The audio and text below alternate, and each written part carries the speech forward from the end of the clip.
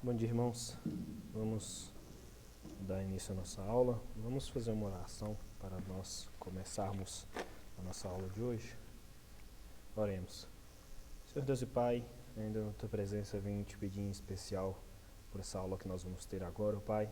Fale aos nossos corações, nos dê entendimento da palavra do Senhor, Pai, e que possamos estar cada dia mais buscando conhecer mais sobre Ti, Pai.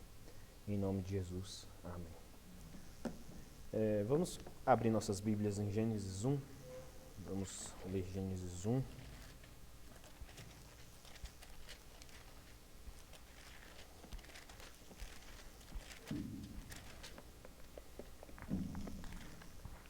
Eu vou ler e peço que os irmãos acompanhem.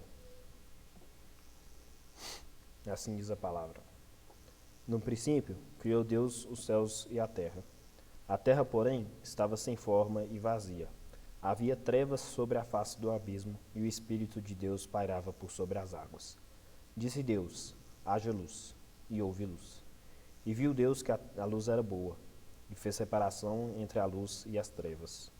Chamou Deus a luz dia e as trevas noite. Houve tarde e manhã o terceiro dia. E disse Deus: haja firmamento no meio das águas, e separação entre as águas e águas.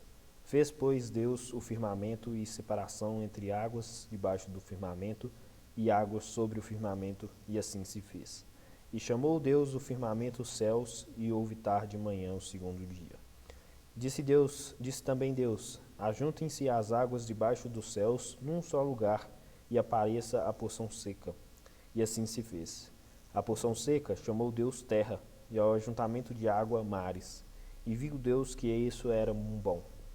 E disse Deus: produza a terra relva, ervas que deem semente e árvores frutíferas, que deem frutos segundo a sua espécie, cuja semente esteja nele sobre a terra. E assim se fez. A terra, pois, produziu relva, ervas que davam semente segundo a sua espécie, e árvores que davam fruto, cuja semente estava nele, conforme a sua espécie, e viu Deus que isso era bom. Houve tarde e manhã o terceiro dia. Disse também Deus: haja luzeiros no firmamento dos céus, para fazerem a separação entre dia e noite, e sejam eles sinais para as estações, para dias e para anos. E sejam para luzeiros no firmamento dos céus, para alumiar a terra. E assim se fez. Fez Deus os dois grandes luzeiros, o maior para governar o dia e o menor para governar a noite. E fez também as estrelas. E os colocou no firmamento dos céus para alumiarem a terra, para governar o dia e a noite e fazerem separação entre luz e trevas. E viu Deus que isso era bom. Houve tarde e manhã o quarto dia. Disse também Deus: povoem-se as águas de enxames de seres viventes, e voem as aves sobre a terra, sobre o firmamento dos céus. Criou, pois, Deus os grandes animais marinhos e todos os seres viventes que rastejam, os quais povoam as águas segundo as suas espécies, e todas as aves segundo a sua espécie. E viu Deus que isso era bom. E Deus os abençoou, dizendo: sede fecundos, multiplicai-vos e enchei as águas dos mares, e na terra se multipliquem as aves. Houve tarde e manhã o quinto dia. Disse também Deus: produza a terra seres viventes, conforme a sua espécie, animais domésticos, répteis e animais selváticos, segundo a sua espécie. E assim se fez. E fez Deus os animais selváticos segundo a sua espécie, e os animais domésticos, conforme a sua espécie, e todos os répteis da terra conforme a sua espécie. E viu Deus que isso era bom. Também disse Deus: façamos o homem à nossa imagem, conforme a nossa semelhança. Tenha ele domínio sobre os peixes do mar, sobre as aves dos céus, sobre os animais domésticos, sobre toda a terra e sobre todos os répteis que rastejam. Criou Deus, pois, o homem à sua imagem. A imagem de Deus o criou. Homem e mulher os criou. E Deus os abençoou e lhes disse: sede fecundos, multiplicai-vos, enchei a terra e a sujeitai-a. Dominai sobre os peixes do mar, sobre as aves do céu e sobre todos os animais que rastejam pela terra. E disse Deus ainda: eis que vos tenho dado todas as ervas que dão semente e se acham na superfície de toda a terra, e todas as árvores que há um fruto que dê semente, isso será para mantimento. e todos os animais da terra, e todas as aves dos céus, e todos os répteis da terra, em que há fôlego de vida, toda a erva verde lhes será por mantimento. E assim se fez. Viu Deus que fizera tudo quanto fizera, e eis que era muito bom. Houve tarde de manhã, no sexto dia. Então, irmãos, hoje nós vamos começar com nossa aula Gênesis e a teoria da evolução. Essa aula vai ser nossa última aula do ano e também vai ser nossa última aula antes de entrarmos no texto propriamente. Mas antes da gente entrar na nossa aula de hoje, vamos fazer um breve resumo do que nós vimos nas últimas aulas. Na nossa primeira aula, que foi a aula de introdução, nós vimos o que o mundo prega e as suas falhas. Nós vimos também um breve resumo de toda a criação. Na nossa segunda aula, a Bíblia e a História, nós vimos a historicidade da Bíblia e que todas as coisas que estão escritas na Bíblia são verdadeiras, pois foram escritas por um Deus que não pode mentir. Na nossa terceira aula, Gênesis e a História, nós vimos um pouco sobre o povo pré-diluviano e também sobre o início da nossa civilização. E na nossa última aula, Gênesis e a Ciência, nós vimos o propósito da ciência em relação e também ao propósito da Bíblia. Mas hoje, nossa aula é Gênesis e a teoria da evolução. Mas para a gente poder falar sobre isso, a gente precisa entender um pouco melhor o que é a teoria da evolução e de onde que ela vem. E para entender, precisamos entender também que a teologia no século XX, ela foi marcada por muitas tentativas de conciliar a Bíblia e as propostas científicas. E essas tentativas, elas apareceram em várias áreas, tais como a sociologia, onde a gente vê a teologia da libertação, da economia, onde a gente vê a teologia da prosperidade, da psicologia, onde a gente vê a psicologia cristã, e a gente também tem nas ciências biológicas, onde a gente vê uma coisa chamada evolucionismo teísta. Alguém sabe me dizer o que é evolucionismo teísta? Alguém pode me ajudar?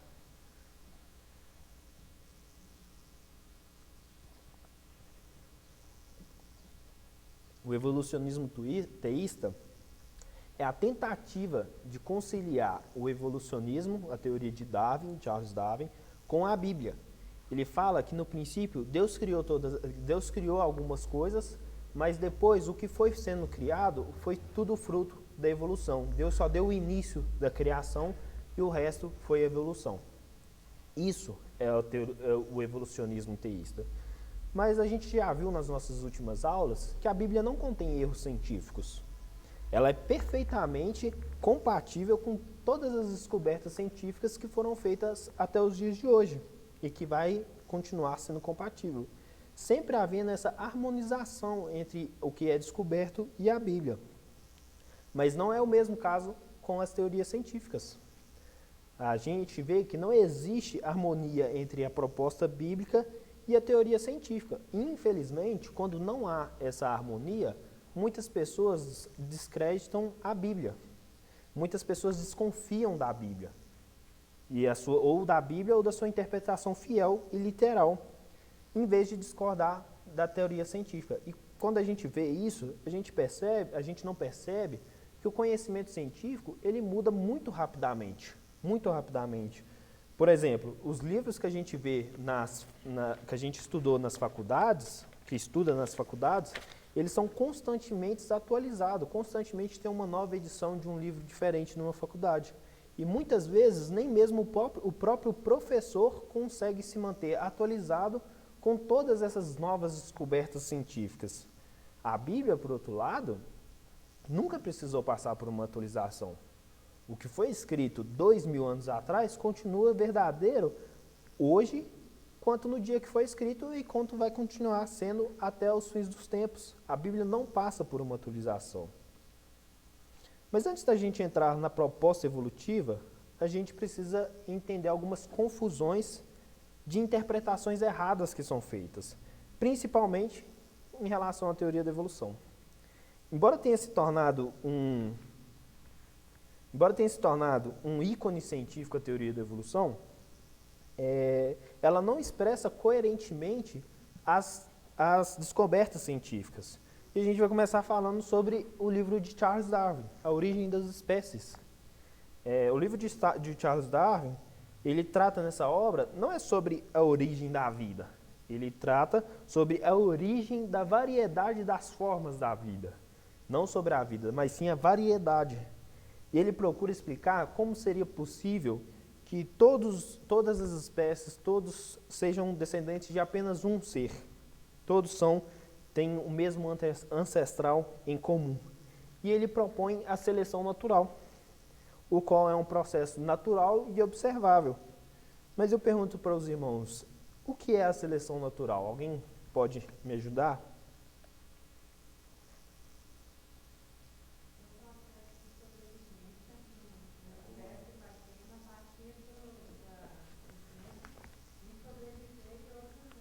Exatamente.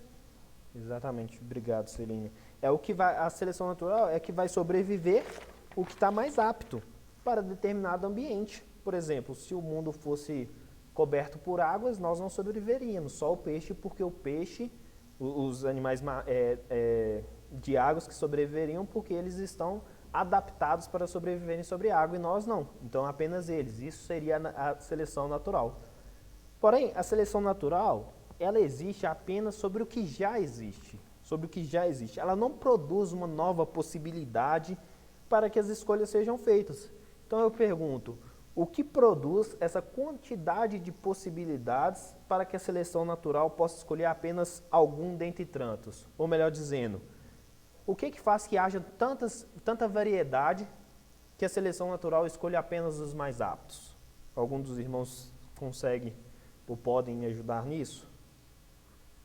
O que vai gerar tantas possibilidades para a seleção natural escolher apenas alguns? Isso, então, a resposta que todos gostam de dar mais é o tempo, que com o passar dos bilhões e bilhões de anos foram criando essas possibilidades e dessas possibilidades a seleção natural foi escolhendo apenas o mais apto para determinado ambiente. Mas essa resposta está errada. A gente vê isso por causa do nosso DNA. Por causa do nosso DNA. O que não existe no nosso DNA, ele não pode ser expresso, ele não pode vir a existir se não está no nosso DNA. Podemos ver que essas adaptações, elas são reais. Tanto o ser humano quanto os animais, eles se adaptam realmente ao seu ambiente. Mas elas não são a causa. O que causa a variação e adaptação é a informação que tem no nosso DNA. Os bilhões de anos que eles dizem que se passaram, eles não podem fazer uma característica nova aparecer. Eles não podem fazer algo novo vir acontecer com o tempo, porque se ela não tiver no nosso DNA, independente da quantidade de tempo que passar, ela não vai vir existir, pois não está no nosso DNA. Exatamente. Exatamente. O tempo, independente da quantidade de tempo que passar, não vai modificar o seu DNA ou qualquer espécie vai mudar com isso.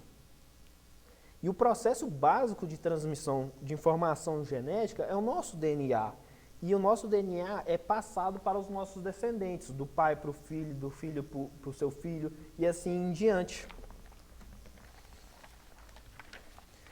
E o que é transmitido, e essa transmissão é a informação genética que já existe, não é nada novo transmitido aos nossos filhos, é algo que já existe em nós, que é transmitido para os nossos filhos por meio do nosso DNA.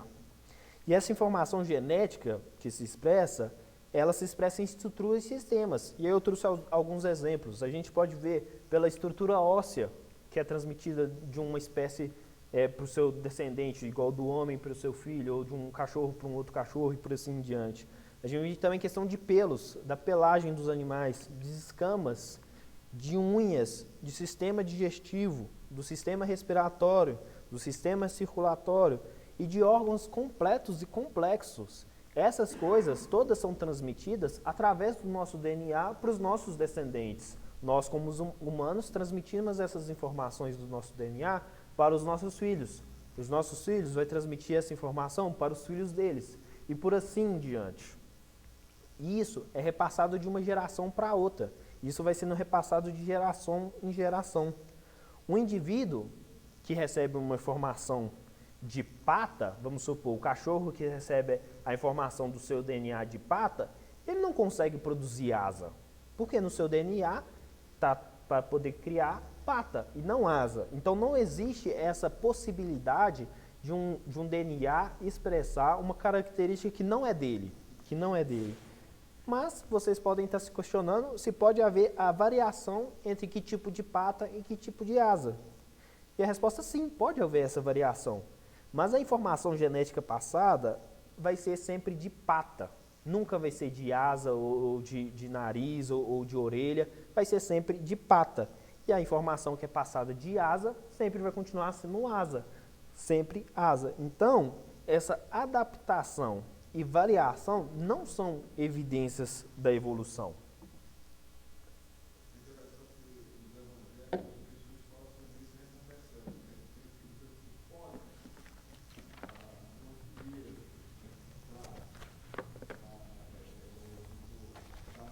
Aham. Exatamente.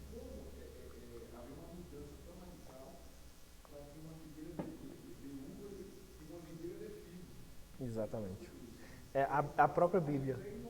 É, a própria Bíblia fala isso. E a gente pode ver que essas coisas são interpretações errôneas de algumas coisas. Por exemplo, eu trouxe dois exemplos para a gente ver. Um deles é o dente siso, que normalmente o dente siso a gente tira ele e tudo, e as pessoas usam isso como fato de evolução. Só que isso não tem nada a ver com evolução. Por quê? Porque a evolução, o dente siso se trata de uma perca. Na evolução não há perca, e sim um ganho de uma nova função ou um ganho de um novo órgão. E o dente siso não é nenhum desses. E eles usam isso como defesa da evolução. A gente vê também o apêndice, que por muitos anos foi definido como um órgão sem função, sem objetivo. E ele não é. O apêndice tem uma função muito específica com o sistema imunológico e com a flora intestinal do nosso corpo. É ele que fabrica e serve como depósito de bactérias que auxiliam na digestão do nosso corpo. Então a gente vê que isso são interpretações erradas de evidências científicas e que são completamente opostas à evolução e não em favor a elas. Plantas e animais, eles variam e se adaptam, mas isso não significa que eles evoluem. Os seguidores de Darwin perceberam esse problema. Muitos perceberam esse problema, tanto que depois de um tempo a teoria começou a se chamar neodarwinismo. Depois de um tempo, ainda como eles não conseguiram conciliar todas as coisas, começou a se chamar sintética. Mas independente da terminologia, do nome que eles vão dar para essa teoria, a essência é a mesma para eles. Que os processos naturais teriam, ao longo de bilhões de anos, produzido variedade de espécies e de organismos vivos, do que estão presentes no planeta Terra, sejam eles tanto os que nós vemos hoje, quanto os extintos que são encontrados em registros fósseis. Então, eles, independente desse nome, eles sempre continuam com esse mesmo pensamento da variedade com o passar do tempo. E um outro ponto muito importante da gente ressaltar na teoria da evolução é que muitas pessoas nos dias de hoje ainda acreditam que Darwin falou que os seres humanos vieram do macaco. Isso não é verdade. E existem muitos professores que ensinam dessa forma, mas isso não é verdade e não é a teoria da evolução. A teoria da evolução não propõe que os humanos evoluíram do macaco, mas sim que os humanos e os macacos têm um ancestral em comum. Um ancestral lá atrás que se dividiu e aí criou tanto os macacos quanto os seres humanos. Então, se a gente fosse voltando na linha do tempo, ia encontrar um antepassado que teria dado origem aos dois. E se eu perguntasse agora, como isso é possível? Agora a gente já sabe que os bilhões de anos, nem adaptação, nem mesmo a variação, isso é possível. Mas aí eu pergunto aos irmãos, como isso é possível então?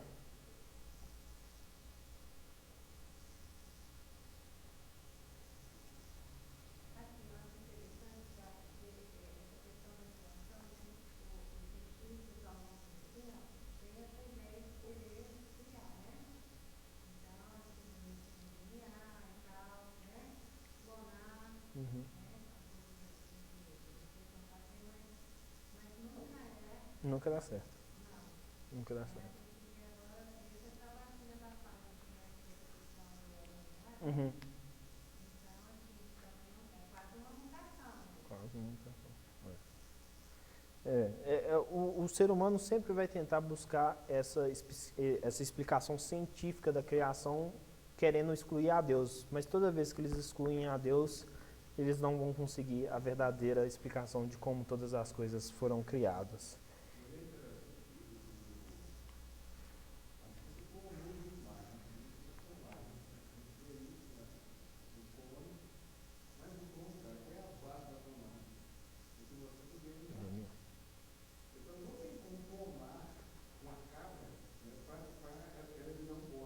Exatamente. Exatamente. Exatamente. É uma cópia. Exatamente. Nunca vai conseguir gerar algo novo, algo que nunca foi visto. Então, como essas coisas teriam sido possíveis, segundo eles? Não foi possível. Essa que é a verdade. Não foi possível porque não é possível. Isso nunca aconteceu. Os seres humanos sempre, desde o princípio, sempre foi seres humanos. E aí você pode questionar, mas qual que é a prova que os humanos sempre foram seres humanos? O DNA. O DNA. A sequência de informações contidas no nosso corpo, a nossa informação codificada, o nosso DNA. Seres humanos, eles sempre vão produzir seres humanos, da mesma maneira que peixes sempre vão produzir peixes, que aves sempre vão produzir aves. E da mesma maneira, como o pastor falou, a árvore de jabuticaba sempre vai dar jabuticaba, a de manga sempre vai dar, sempre vai dar manga. E isso é verdadeiro para nós hoje, para nós no passado e para nós no futuro. Isso sempre vai continuar sendo uma verdade científica. Mas aí nós também temos as questões das mutações. Mas antes disso eu queria perguntar um pouco aos irmãos sobre o que os irmãos acham que é uma mutação. A Celina já falou um pouco. Alguém tem mais alguma ideia do que seria mutação?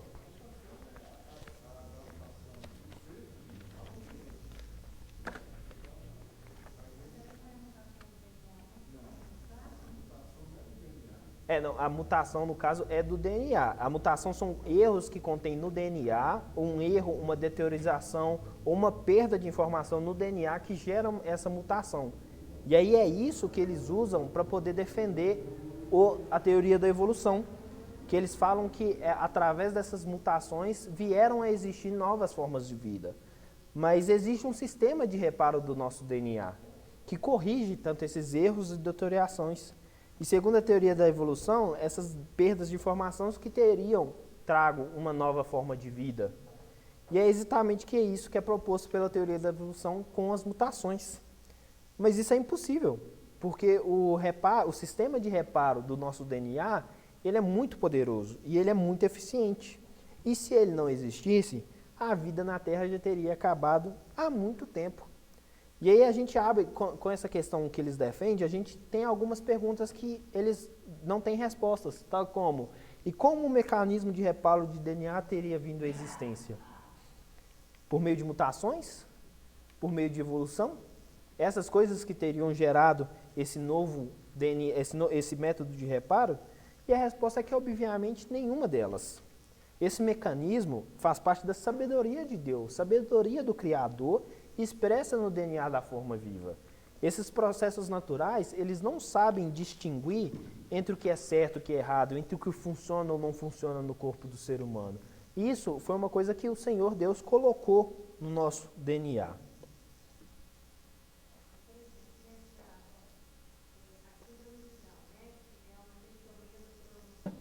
Uhum.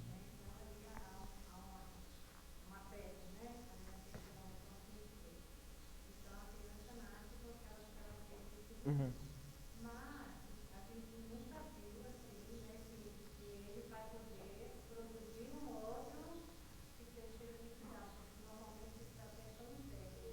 Essa característica não é passada em tudo. Né?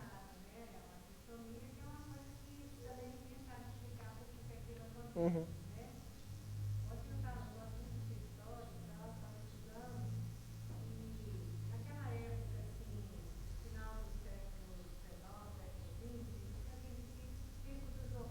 Uhum. Eram esses empresários, né, que pegavam essas pessoas com mutações genéticas, né, e saíam pelas capitais assim, da Europa, Estados Unidos, levando aquelas pessoas, É. grandilismo, Aham. né, a parte mexicana, Nanismo. Uhum. a parte, aí levaram uma mulher de uma tribo africana que tinha assim, variações genéticas muito diferentes da variação genética das mulheres. Uhum. Mas aquilo não era a grande maioria da tribo dela na África, todas elas eram semelhantes. Uhum. Mas, para o europeu, aquilo era completamente fora do padrão. Aham. Nesses filtros, né, que eles chamavam, eram pessoas com mutações eram levadas para lá para serem apresentadas como aberração. E é muito interessante você falar isso, Helena, porque a gente vê que a maioria dessas mutações genéticas, elas não são repassadas para os descendentes. É algo que acontece com a pessoa, mas não é repassado para os seus descendentes. É muito interessante você falar isso. Mas agora, a gente vai falar sobre o princípio básico da evolução, que é muito importante a gente entender. Porque muitos pensam que o princípio básico da evolução é a seleção natural. Ela, sem dúvida, é uma das principais características e fundamentos da teoria da evolução, como a gente já viu. Mas não é o princípio básico. Um dos primeiros princípios da evolução é que evolução significa mudança ao longo do tempo. E não qualquer tipo de mudança, mas sim uma mudança significativa ao longo do tempo. Essa mudança tem que indicar uma alteração fundamental quando comparada às características dos seus antepassados. Por exemplo, se os invertebrados, aqueles animais que não possuem coluna vertebral ou crânio, se eles não pudessem passar por essas variações e adaptações suficientes, eles não se seus descendentes não se tornariam vertebrados. E a evolução não poderia acontecer. Em segundo lugar, a evolução ela não pode ocorrer num único e mesmo indivíduo ao longo do tempo. Por exemplo, um peixe que nasceu peixe, ele não pode se tornar um anfíbio, um sapo, um outro animal, nesse meio tempo da sua própria vida, ao longo da sua existência. Isso não é evolução, mas é importante a gente abrir um parênteses que é diferente do que acontece com a borboleta, que a lagarta vai e vira borboleta. Isso não é evolução, isso é chamado metamorfose, e não é um processo evolutivo. E, em terceiro lugar...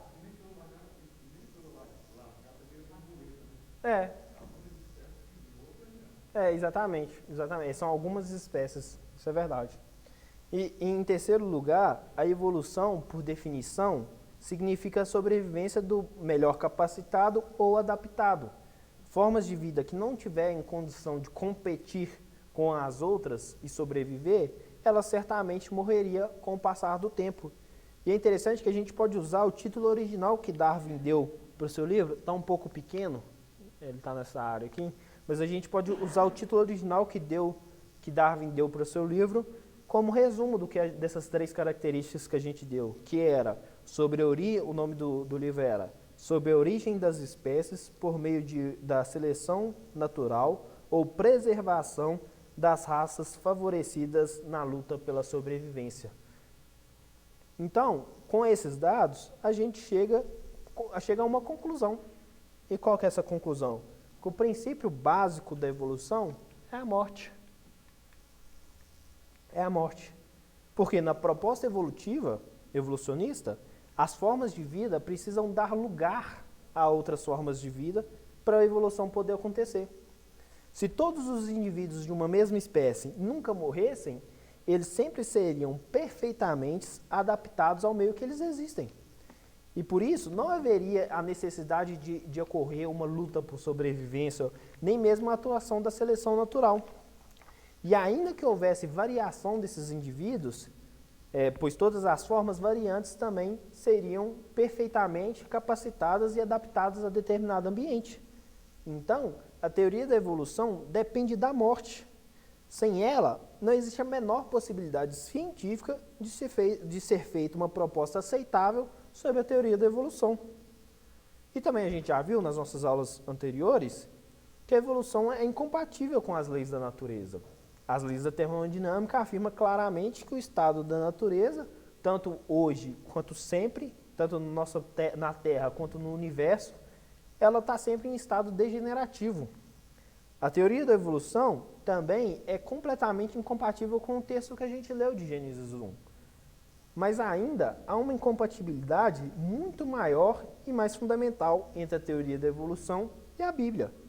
E essa incompatibilidade está relacionada com a essência da Bíblia, com a essência da mensagem da Bíblia, que é de redenção e restauração, sendo ela aplicada não somente a nós, seres humanos, mas também à natureza. Vamos abrir nossa Bíblia em Romanos 8, 19 a 22.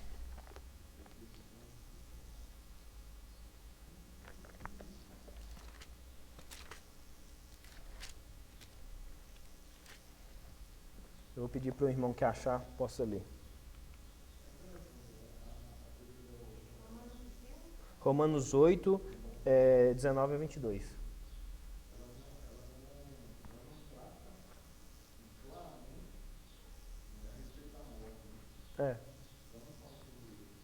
Ela passa assim muito. Ela só fala que tem que existir a morte, mas não trata da morte entre si.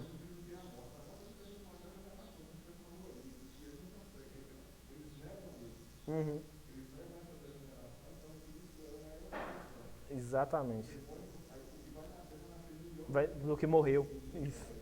É sempre a mesma coisa. Quem achou o texto pode ler, irmãos.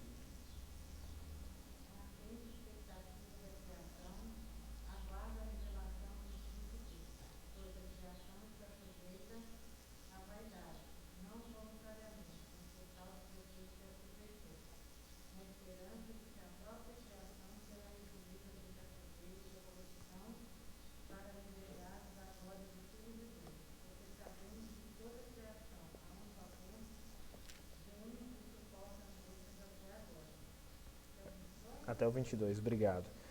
Então a gente vê que no texto, o texto claramente afirma que a natureza está num estado de degradação. Olha para você ver.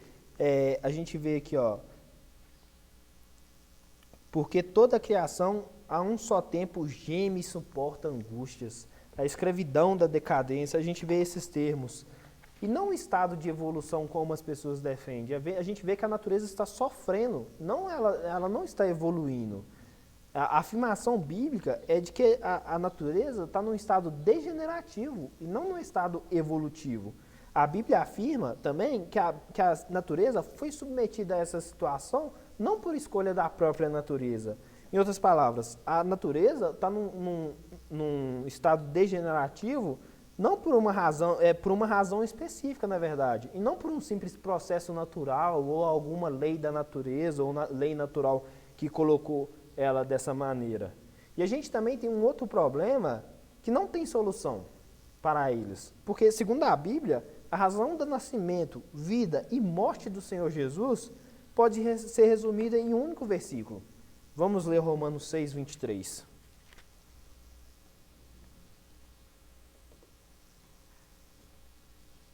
Eu vou ler e peço que os irmãos acompanhem. Diz assim: porque o salário do pecado é a morte, mas o dom gratuito de Deus é a vida eterna em Cristo Jesus, nosso Senhor. Através desse versículo, a gente percebe que a incompatibilidade se torna um problema sem solução. Como a gente já viu, o princípio básico da teoria da evolução é a morte. E sem ela, qualquer proposta evolucionista não existiria. E ela é fundamental para o evolucionismo. Só que a Bíblia fala outra coisa. Mas antes da gente entrar nesse texto, nesse termo exatamente, eu gostaria de fazer uma pergunta aos irmãos. Qual é a origem da morte? Alguém sabe me dizer? Pecado. Muito bem, Moreira. A origem da morte, essa é uma pergunta que a Bíblia responde. E a origem da Bíblia não está relacionada a alguma falha no projeto original feito por Deus, e nem tampouco alguma falha na execução do projeto da criação de Deus. A origem da morte, ela se encontra na pessoa de Deus. Ele diz claramente ao homem que ele havia criado no Jardim do Éden. E a gente vê isso em Gênesis 2, 16 e 17. Vamos abrir lá. Exatamente.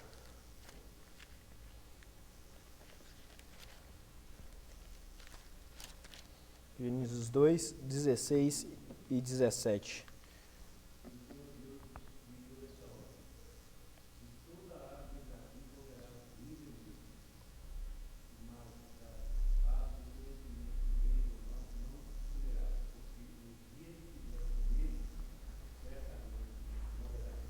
certamente morrerás.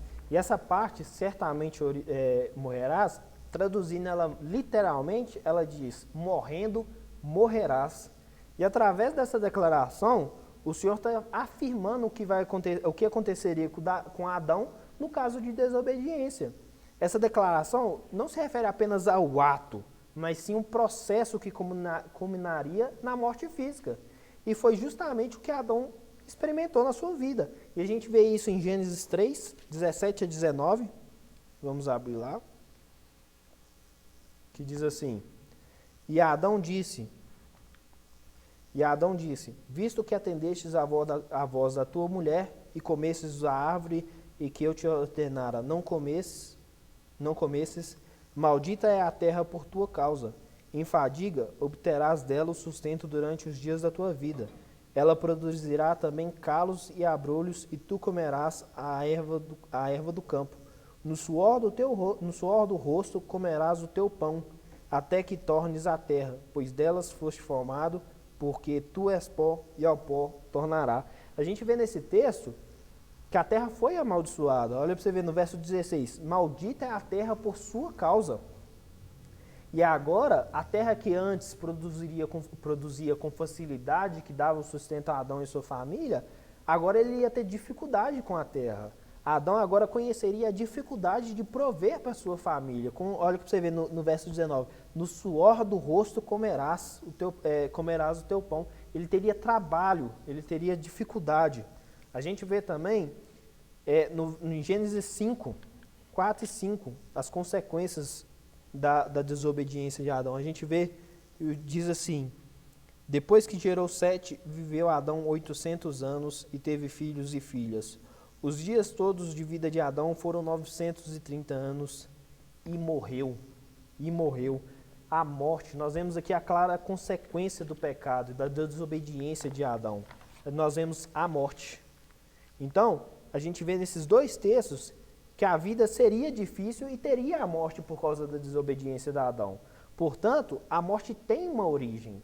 A morte, como processo, teve um início. O início aconteceu justamente quando foi feito o julgamento de Deus em relação à desobediência de Adão. Assim como Adão pecou num determinado dia e numa determinada hora, a morte veio fazer parte da história num determinado dia e numa determinada hora. A Bíblia afirma que a morte entrou no mundo após o pecado de Adão e Eva, e não antes. E se a morte não tivesse entrado no mundo desde o princípio, então a evolução não poderia ter ocorrido, porque a base da evolução é a morte. Então já tinha os seres humanos e a morte veio após.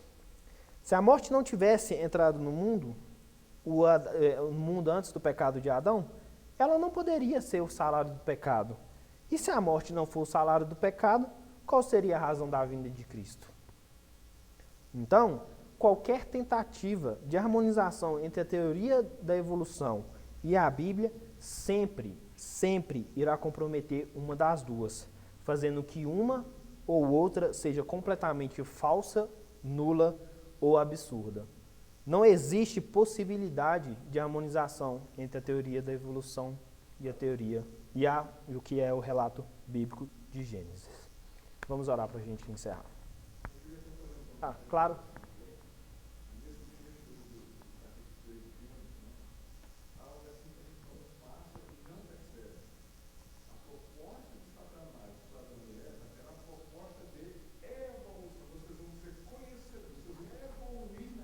Exatamente, muito bem colocado, pastor. Isso. Vocês vão se tornar como Deus.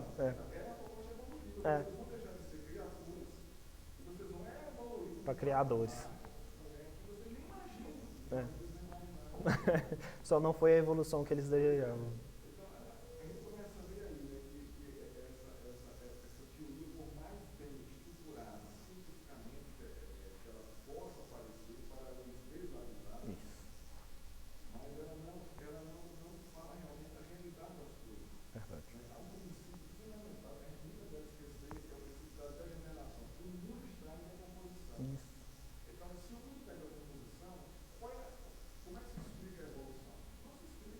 Não tem como.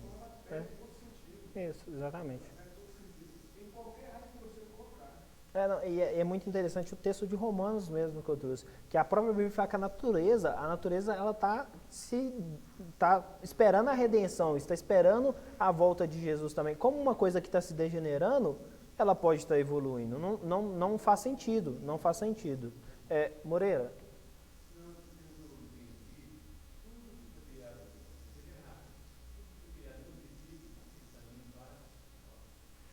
após o pecado, tudo é para a morte. E até que Jesus venha com a redenção e a restauração, tanto de nós seres humanos como da natureza do mundo, é tudo morte, é tudo decaimento mesmo.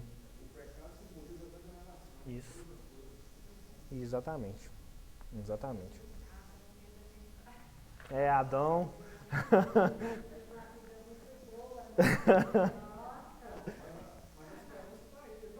Exatamente.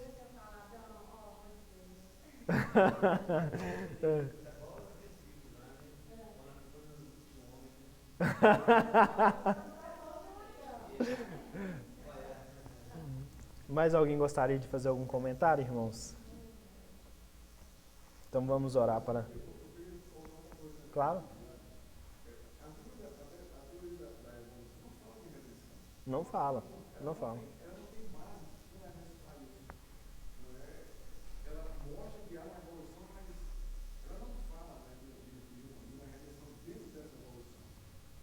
Ela não fala qual que é o propósito da evolução. Por que que nós evoluímos? Qual que é o sentido da evolução? Eles não tratam, eles não abordam esses assuntos. Como o senhor falou, eles não abordam a morte, eles não abordam o sentido, eles não abordam essas coisas. Não, eles não têm como a morte, o que é a morte, eles não tratam essas coisas. Eles apenas usam esses termos, mas sem realmente discutir e debater o que são esses termos, o que são essas coisas. Eles apenas apresentam eles e tratam isso como verdade científica. Essa que é a verdade. Vamos orar, irmãos. Senhor Deus e Pai, graças te dou por todas as coisas. Te agradecemos pelo estudo que tivemos. Te agradecemos, ó Pai, porque o Senhor mandou o seu Filho morrer na cruz por nós, ó Pai. Te agradecemos porque sabemos que estamos em degeneração, que o mundo clama pelo Senhor, ó Pai. E te pedimos que o Senhor possa estar nos fortalecendo, ó Pai, até que o Senhor venha nos buscar, ó Pai. Em nome de Jesus. Amém.